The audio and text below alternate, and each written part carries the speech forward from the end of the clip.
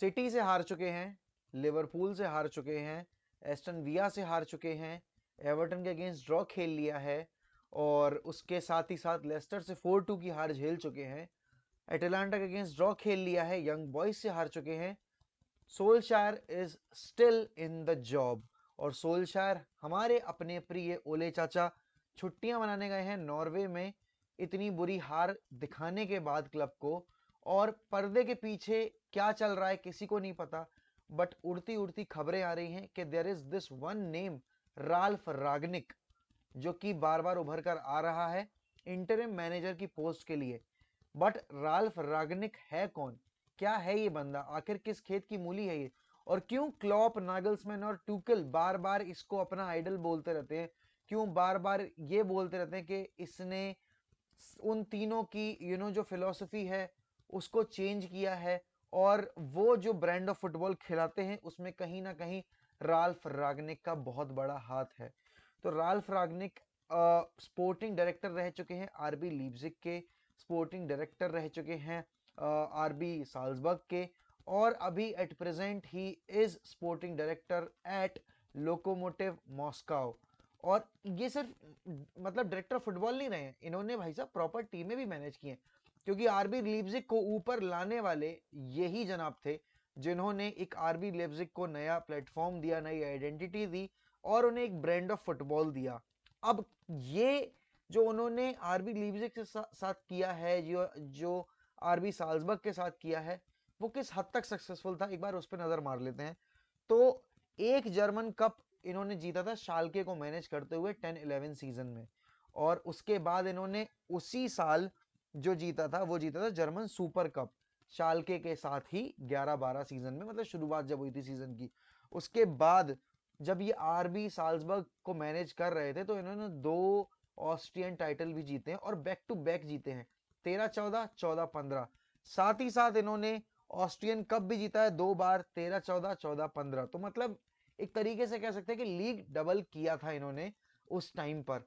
उसके बाद जब ये आरबी लीप्जिग में आए तो इन्होंने लगातार टीम को ऊपर लाने का काम किया। ये पहले उनको डिवीजन 2 में लेके आए, फिर डिवीजन 1 में लेके आए, फिर इनको यूरोपा लीग में ले गए, और फाइनली जब वो टीम सेटल हो गई तो उन्होंने जो उसका भार था वो दे दिया दूसरे मैनेजर्स पर। बट क्या ये मैनेजर सिर्फ टीम मैनेज करता है, इसका कोई और काम नहीं है? नहीं, ये एक्चुअली टीम बिल्ड करता है, ये एक स्ट्रक्चर बिल्ड करता है। और जो स्ट्रक्चर आप अभी आरबी लीप्जिग में देख रहे हो, जो स्ट्रक्चर आप अभी आरबी साल्जबर्ग में देख रहे हो, वो मतलब रागनिक की देन है। और मतलब एक टाइम था जब हालैंड खेल रहा था साल्जबर्ग के लिए, तो उसमें बहुत बड़ा हाथ था रागनिक का कि वो मोल्डे से हालैंड को वहां साल्जबर्ग में लेके गया, और अल्टीमेटली हालैंड अब डॉर्टमुंड के लिए खेल रहा है। बट यूनाइटेड जैसे क्लब को ऐसे मैनेजर की क्यों जरूरत पड़ रही है जो कि बहुत ही शॉर्ट टर्म फिक्स है, जो कि ज्यादा लंबे समय तक किसी भी क्लब को उसने मैनेज किया नहीं है? क्योंकि अगर मैं हिस्ट्री की देखूं अगर उठाकर रागनिक की, तो रागनिक का सबसे लंबा स्पेल जो था वो था हॉफनहाइम को मैनेज करते वक्त, जो कि 5 साल का रहा था। उसके अलावा बहुत ही शॉर्ट शॉर्ट स्पेल रहे, 1-1 साल के, 2-2 साल के। मैक्सिमम जो उन्होंने मैनेज की है वो हैनोवर मैनेज की थी 3 साल के लिए, उसके बाद स्टुटगार्ट की थी 2 साल के लिए, फिर उसके बाद उनके आरबी लीप्जिग के साथ 1-1 साल के स्टिंट रहे हैं, साल्जबर्ग के साथ वो 2 साल जुड़े रहे, साथ ही साथ शाल्के के साथ वो शॉर्ट टर्म में आए हैं हर बार जब भी उन्होंने मैनेजरियल पोस्ट लिए शाल्के में। उनका मेन फोकस हमेशा यही रहता है कि वो एक टीम बिल्ड करे। और बहुत अच्छी बात बोली थी रागनिक ने 2019 में अगस्त में, जब वो द टाइम्स के लिए एक पॉडकास्ट कवर कर रहे थे, न्यूज कवर कर रहे थे, न्यूज कवर कर रहे थे एक्चुअली, वो एक इंटरव्यू था। उन्होंने ये बोला था कि they since the departure of sir Alex, United haven't won the title or they are underperforming. At any club, you can't get the right players. You should never go for the wrong players. और ये बहुत अच्छी बात है, बहुत सटीक बात है, और ये यूनाइटेड यूनाइटेड में बार बार होता आया है ओवर द ईयर्स कि अगर हमें अपने प्राइमरी टारगेट्स नहीं मिल रहे हैं तो हम अपने थर्ड चॉइस टारगेट, हम अपने फोर्थ चॉइस टारगेट को लेकर आते हैं टीम में। साथ ही साथ रागनिक ने यह भी बोला था, club building is about building the right squad by transforming the right players by transferring the right players away and having more than 50% success rate of bringing the right players, then you must have the best possible coach to develop those players. तो देखो भाई साहब, players तो आ चुके हैं, ठीक है ना। इस विंडो में आपने अच्छे प्लेयर्स लेके आए हैं, जो कि हैं राफाल वरान, जो कि जेडन सैंचो, और world's best Cristiano Ronaldo. But हमारे पास जो चीज नहीं है वो है मैनेजर। एक मैनेजर जो इस टीम को एक इंडिविजुअल सेटअप जो है, हमारा इंडिविजुअल बंच ऑफ प्लेयर्स का सेटअप जो है, उसको एज अ टीम परफॉर्म करवा पाए, एक आइडेंटिटी दे पाए एक्चुअली। और रागनिक की सबसे अच्छी बात यह है कि Rangnick plays a very dynamic attacking football, जिसके लिए ओल्ड ट्रैफर्ड तरस रहा है 2013 से, जो कि ओल्ड ट्रैफर्ड देखना चाहता है वीक इन वीक आउट, चाहे कोई ओपोनेंट हो। और रागनिक बहुत ही ज्यादा डायनेमिक इसलिए है क्योंकि वो बहुत ज्यादा फ्लेक्सिबल फॉर्मेशंस के साथ खेलता है, जैसे कि हो गई 4-2-2-2, जैसे कि हो गई 4-3-3, जैसे कि हो गई 4-4-2 डायमंड। अब ये तीन फॉर्मेशन में हम अपने प्लेयर्स कैसे फिट करेंगे, हम कैसे उन प्लेयर्स को डालेंगे इस टीम में जो कि हमें बेस्ट पॉसिबल रिजल्ट दे पाए। और रागनिक ऐसा क्या कर देगा आकर कि ये जो टीम अभी एकदम बिखरी बिखरी सी है, ये परफॉर्म करने लगेगी। तो किसी भी टीम को वर्क करने के लिए सबसे पहले चाहिए होती है ब्रांड ऑफ फुटबॉल। आप सिमियोनी की टीम उठाकर देखोगे, आपको पता चलेगा, देखते ही पता चल जाएगा कि किसकी टीम खेल रही है। आप अगर क्लॉप की टीम देखोगे, आपको पता चलेगा कि भाई गेगन प्रेसिंग कर रहे हैं, this is Jurgen Klopp, typical Jurgen Klopp. आप अगर पेप गार्डियोला को देखोगे, तो आप जब मिडफील्ड में ट्रायंगल्स बनते देख रहे होगे, आप देख रहे होगे विंग्स इंटरचेंज हो रही हैं, प्लेयर्स ड्रॉप कर रहे हैं और विंग बैक्स ऊपर चढ़ के खेल रहे हैं, तो that is Jurgen Klopp's football, that is Jurgen Klopp's philosophy. Nagelsmann similar to that of Klopp, high pressing, high line और हाई इंटेंसिटी के साथ खेलने वाली टीम। साथ ही साथ बियल्सा जो करता है, high intensity, very physical, very fit players उसने अपने कर रखे हैं। तो this comes down to the training, this comes down to the coaching, this comes down to the game plan. और ये अभी यूनाइटेड में बिल्कुल पूरी तरीके से मिसिंग है। बट रैग्निक के आने के बाद बहुत सारी चीजें चेंज होगी। ये जो अंडर परफॉर्मिंग, हमारे अंडर डेवलप्ड जो हमारे कोचेज हैं, जैसे कि किरन मकेना, जैसे कि माइकल कैरिक, क्योंकि कॉन्ट्रैक्ट एक्सटेंशन की बात चल रही है, और जहां तक है मिल ही जाएगा कॉन्ट्रैक्ट एक्सटेंशन, क्योंकि यूनाइटेड में होकर अगर आप कॉन्ट्रैक्ट नहीं ले पाए तो कहीं नहीं ले सकते, बहुत ईजी है कॉन्ट्रैक्ट लेना। अब जब ये आ जाएगा रैगनिक, तो ये कैसे ट्रांसफॉर्म करेगा, और आने के बाद ये सिर्फ जुलाई तक रहेगा आपके साथ। जुलाई के बाद भाई साहब ने पहले ही बोल दिया कि I want a director of football role at your club. और हाँ, एक बात की तो गारंटी है कि जब वो डायरेक्टर ऑफ फुटबॉल का पोजीशन ले लेगा, तो फिर जो आपका ट्रांसफर पॉलिसीज है, ट्रांसफर स्ट्रक्चर है, वो बहुत बेटर हो जाएगा। और ऐसे प्लेयर्स जो कि हम मिस कर देते हैं, जैसे कि रॉबर्टसन जैसे प्लेयर्स, जैसे कि आपके सेमिकास जैसे प्लेयर्स, अल्फोंसो डेविस जैसे प्लेयर्स, जिनको हमने मना किया कि Alphonso Davies was ready for his मतलब not medical but trial at Manchester United, but scouts जो थे उन्होंने मना कर दिया कि नहीं, he is not that good. और आज उसी अल्फोंसो डेविस को देख लो, और ये ट्रू स्टोरी है, मैं कुछ अपने मन से बना के नहीं बोल रहा हूँ। हमने मथास डिलाइट को इसलिए मना कर दिया क्योंकि ही वाज ओवरवेट सब, और स्काउट्स जो थे उन्होंने सोचा कि अभी वो इतना चबी चबी है, जब आगे फ्यूचर में और डेवलप होगा तो वो और ज्यादा बल्कि हो जाएगा। तो ये हमारा सोचने का तरीका है, ये हमारा स्काउट करने का तरीका है, जो कि मुझे नहीं पता क्या है ये, to be very honest. But Rangnick जब आ जाएगा तो कौन से प्लेयर्स ऐसे हैं जो थ्राइव करेंगे उसके अंडर, उसके उसके साथ खेलते हुए। पहला नाम जो स्कोर शीट पे आएगा, मतलब टीम शीट पे आएगा, वो है जेडन सैंचो। दूसरा नाम है मार्कस रैशफोर्ड, क्योंकि उनको फ्रीडम मिल जाएगी इन बिहाइंड रन्स निकालने की, उनको फ्रीडम मिल जाएगी फ्लेक्सिबल गेम प्ले के साथ खेलने की।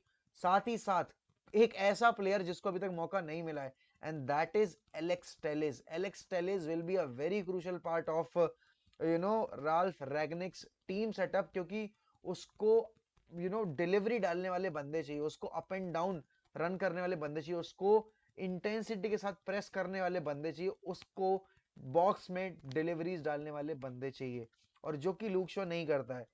साथ ही साथ उड़ती उड़ती खबर आ रही है कि जेडन सैंचो को यूनाइटेड की टीम ट्रेन कर रही है राइट विंग बैक खिलाने के लिए, क्योंकि उनको नहीं लगता कि एरोन वन बिसाका 3-5-2 के सिस्टम में वो कर पाएगा। अच्छा, ठीक है, चलो मान लिया कि जेडन सैंचो को आप राइट विंग बैक डालोगे, बट क्यों मैं एक ऐसा मैनेजर लेके नहीं आऊं जो उसको उसको प्रॉपर उसकी पोजीशन पे खेलने देगा। जो कि उसको 4-2-3-1 फॉर्मेशन में खिला सकता है, जो कि उसको 4-2-2 फॉर्मेशन में खिला सकता है, जो कि उसको 4-4-2 फॉर्मेशन भी खिला सकता है, जो कि उसको 4-3-3 फॉर्मेशन में राइट विंगर की पोजीशन में खिला सकता है। मैं क्यों एक ऐसे इनएक्सपीरियंस मैनेजर का साथ और देना चाहूंगा जो ऑलरेडी बहुत कुछ स्पॉइल कर चुका है, जिसके हाथ से पतंग की डोर निकल चुकी है, बस वो एक होप लगाए बैठा है कि जैसे ना तैसे करके कोई कहीं से एक हुचका और ला के दे दे और ये जो धागा खत्म होने वाला है ये थोड़ा और लंबा खिंच जाए। तो भाई साहब ये नहीं हो सकता। आप अगर ये सोच के बैठे हो कि इस परफॉर्मेंसेस के साथ और ये मेंटालिटी के साथ आप इस टीम के साथ कुछ जीत पाओगे इस सीजन, तो ये नहीं होगा। राल्फ रैगनिक का आना बहुत जरूरी है। अगर जिदान नहीं आता, अगर एरिक टेन हैग नहीं मान रहा है, तो आप भले ही एज एन इंटरम लेके आओ, बट आप लेकर आओ और डायरेक्टर ऑफ फुटबॉल की पोजीशन मेरे ख्याल में तो दे दो, क्योंकि आपका क्लब का भला ही होना है। भाई साहब आप कुछ साल बाद ऐसे प्लेयर्स टीम में देखोगे अपनी टीम में जो कि आपको अगले 10 साल की गारंटी दे देंगे। जो आप देख रहे हो अभी आरबी लीप्जिग में उन्होंने कैसे साबित्जर वगैरह को, फ्रीजबर्ग वगैरह को वो लेकर आए टीम में और उन्होंने एक टीम डेवलप कर ली जो सेमीफाइनल तक गई यूसीएल के। हमें कितने साल हो गए भाई सेमीफाइनल खेले हुए? The last semifinal I remember was under sir Alex Ferguson, जब हम फाइनल खेले थे। उसके बाद हम क्वार्टर फाइनल से बाहर हुए, उसके बाद हमने क्वालिफाई नहीं किया, उसके बाद हमने एक साल क्वालिफाई किया तो हम ग्रुप स्टेज में ही बाहर हो गए, उसके बाद हम एक साल क्वार्टर फाइनल में गए, उसके बाद हम एक साल फिर क्वार्टर फाइनल में गए, फिर लास्ट ईयर हम ग्रुप स्टेज में बाहर हो गए। तो हमने ज्यादा कुछ किया नहीं है यूरोपियन लीग में, मतलब यूरोपियन चैंपियनशिप में जाकर। बट उसके बाद हमने डोमेस्टिकली भी कुछ नहीं किया है। तो हमें एक प्रॉपर स्ट्रक्चर की जरूरत है जो कि इन प्लेयर्स को गाइड कर पाए कि भाई खेलना कैसे है। मैं देखता हूँ सोल्शायर को टच लाइन पे खड़े हुए, फिर मैं वहीं देखता हूँ क्लॉप को टच लाइन पे खड़े होते हुए और पेप गार्डियोला खड़े देखते हुए कि भले ही उनकी टीम 3 ने लपो, 4 ने लपो, 5 ने लपो, बट वो कभी भी टच लाइन से नहीं हटते, वो हमेशा अपने प्लेयर्स को कमांड देते रहते हैं। जब लूक शॉ को इंजरी हुई उस टाइम डार्बी में, तभी भी Pep Guardiola was making sure कि वो अपने प्लेयर्स को फोकस रखे, वो उनको बिल्कुल भटकने ना दे अपने रास्ते से, और वो पूरे 3 पॉइंट्स लेकर ही निकले और एक गोल कहीं ना कहीं से और निकाल लें, तो ह्यूमिलिएशन का जो चैप्टर है वो पूरी तरीके से क्लोज कर पाए वो ओल्ड ट्रैफर्ड पर। हम ओले की साइड से कभी ये नहीं देखते। और रागनिक ऐसा मैनेजर है जो कि ना सिर्फ एक मैन मैनेजर है, बल्कि साथ ही साथ he is a brilliant tactician. And with brilliant tactician I mean कि उसका जो प्रेस करने का तरीका है, वो जो मैन टू मैन प्रेस होती है, वो जो गिगन प्रेसिंग भी होती है, साथ ही साथ कंजर्वेटिव प्रेसिंग भी होती है एट द सेम टाइम, वो बहुत जरूरी है। क्योंकि आपके प्लेयर जब प्रेस करने जा रहे हैं तो आपको पता होना चाहिए कि आप पीछे कितना स्पेस छोड़ के जा रहे हो। साथ ही साथ जो स्पेसेस आपके पीछे छूट रहे हैं उनको एक्सप्लॉइट होने से रोकने के लिए आपके जो डिफेंडर्स हैं उनको वो स्पेसेस कवर करने पड़ते हैं। साथ ही साथ जो आपके विंगर्स खेल रहे हैं उनको वो स्पेसेस ऑक्यूपाई करने पड़ते हैं, जो कि हमारी टीम में कोई नहीं करता। And I want to see United playing an attacking football, और with Solskjaer it's not going to happen. Rangnick के साथ ये होगा क्योंकि उस बंदे का खेलने का तरीका ही वही है, खिलाने का तरीका ही वही है, और वो सक्सेसफुल भी रहा है। आप ये कहोगे बात यार वो भी तो कुछ नहीं जीता, मैं बताता हूँ क्यों नहीं जीता। क्योंकि उसने जो मैनेजरियल की पोस्ट ली है हमेशा बहुत ही शॉर्ट शॉर्ट टर्म पीरियड पे ली है। उसने कभी भी 4 साल 5 साल वाला इंस्टिंक्ट रखा ही नहीं है। सिर्फ हॉफेनहाइम एक ऐसा क्लब है जहां उसने इतने लंबे समय तक स्ट्रेच किया, बट उसका as role of director football is very important. वो ग्रोथ क्लब की फाइनेंशियली स्ट्रक्चरल वाइज और ट्रांसफर पॉलिसीज वाइज बहुत स्ट्रांग हो जाती है। और यही तो चाहिए अभी यूनाइटेड को यार, कि उनका कोई बेड़ा, मतलब बेड़ा गर लगाने की बजाय बेड़ा पार लगाने वाला कोई मैनेजर मिल जाए। क्योंकि बेड़ा गर करने के लिए तो हमारे एक्स लेजेंड्स बैठे हैं जो अभी तक बैक कर रहे हैं सोल्जर को। गैरी नेविल जो अभी भाई साहब बोल रहे हैं कि नहीं मैं कभी क्रिटिसाइज नहीं करूंगा सोल्जर को, भले ही कुछ भी हो जाए। बट वहीं दूसरी तरफ एक ऐसा बंदा अब बाहर निकल कर आ गया है जहां उसको समझ में आ गया है कि वो जो उसने ओवर द टॉप जाकर एक स्टेटमेंट दे दिया, I put the contract on the table and ask him whatever the amount he wants to fill in, just give him the contract, always at the wheel. जी हाँ, मैं बात कर रहा हूँ रियो फर्डिनेंड की। रियो फर्डिनेंड ने finally admit कर लिया है कि this guy is not good enough for the job.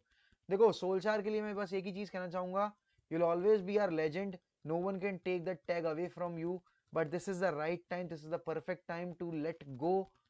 क्योंकि आप अगर यहाँ टिके रहोगे तो you will be losing your dignity, your stature as a legend, and more than anything you will lose the trust of the people, the respect of the people. That is the biggest loss that you will have if you keep on managing Manchester United. क्योंकि वो जो डार्बीज की defeat है यार, वो नहीं भूल सकता कोई आदमी। और लोग वहां ओल्ड ट्रैफर्ड में बैठ के रोए हैं, तो कैसे भुला देंगे वो चीज़। और जब आपके पास एक ऐसी टीम है जो कि टाइटल के लिए कंटेंट करनी चाहिए, और आप रैली मतलब टॉप 6 के लिए compete कर रहे हो, कैसे हो जाएगा? ये नहीं हो सकता, कभी नहीं हो सकता।